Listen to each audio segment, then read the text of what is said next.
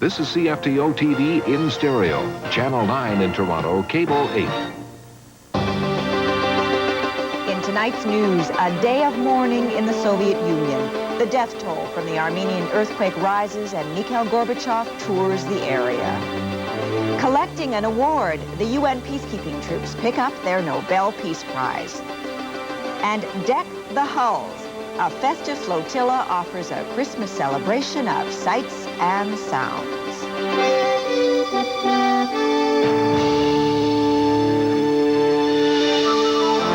The CTV National News with Sandy Ronaldo. Good evening. Soviet leader Mikhail Gorbachev flew to the site of his country's earthquake disaster today to personally oversee the rescue and relief operations. And he described the devastation in Armenia as beyond measure. But as Gorbachev was in the earthquake zone, his government was being sharply criticized, accused of a poorly organized response that is hampering disaster relief. More from Eleanor Pelton in Moscow. Armenia is in mourning. On the streets of Leninikan, men and women sob openly. This mother has found the body of her son. These pictures, taken the day after the earthquake, only begin to show the enormous damage done to Leninikan. 70% of the city's homes, services, and industry destroyed. Today, President Gorbachev went to Armenia, and Soviet television showed what he saw. These notes are from survivors. If you are alive, they say, my address is over here. Gorbachev saw Armenians huddled around fires, many near wreckage yet to be cleared, hoping to find loved ones trapped beneath. He saw piles and piles of concrete wreckage and stacks of coffins. The first official death toll came today from the Foreign Ministry, 40 to 45,000 dead, 500,000 homeless, 12,000 needing medical help, 7,000 hospitalized. So far, 1,500 people have been pulled from the rubble, and one plane load of orphans has been flown to Moscow with more to follow. There has been an unprecedented influx of worldwide aid. The Soviets have opened their borders and are letting planes fly directly to Yerevan. The enormity of the relief program causing its own problems, some reports from Yerevan saying the rescue operation is in total chaos.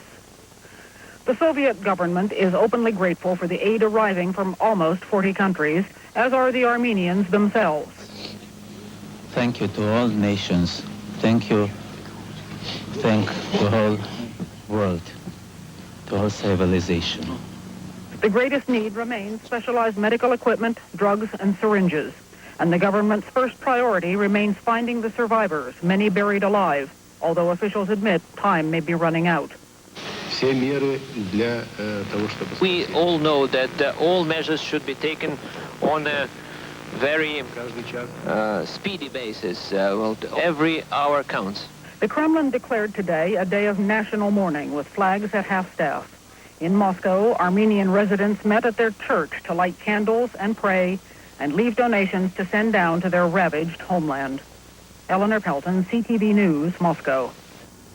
While the official death toll is about 45,000, other reports from Armenia say well over 100,000 people may have died.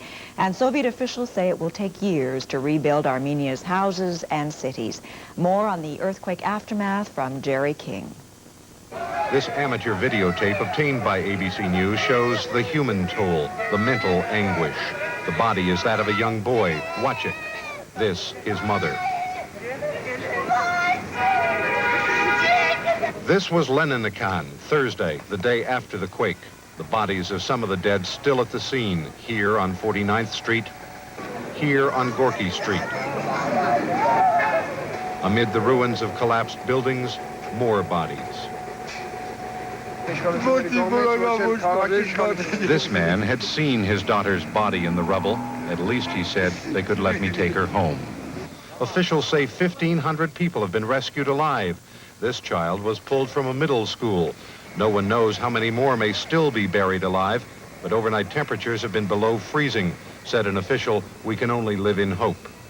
Many survivors have refused to leave their neighborhoods and their possessions. The authorities complain that is complicating rescue and relief efforts. Relief coordinators say they now have enough blankets, tents, and warm clothing. What they still need is specialized medical equipment and medical supplies, and the huge cranes capable of lifting up to 40 tons. Men and material have been arriving from almost 40 countries. Often in the past, the Soviet Union has claimed it does not need outside help.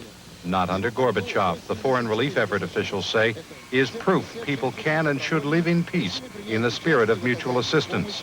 And certainly in this disaster, assistance is needed to cope with one of the worst earthquakes this century. Jerry King, ABC News, Moscow. Coming up later in this newscast, Canadians pitch in to help Armenian quake victims. And an anniversary for human rights.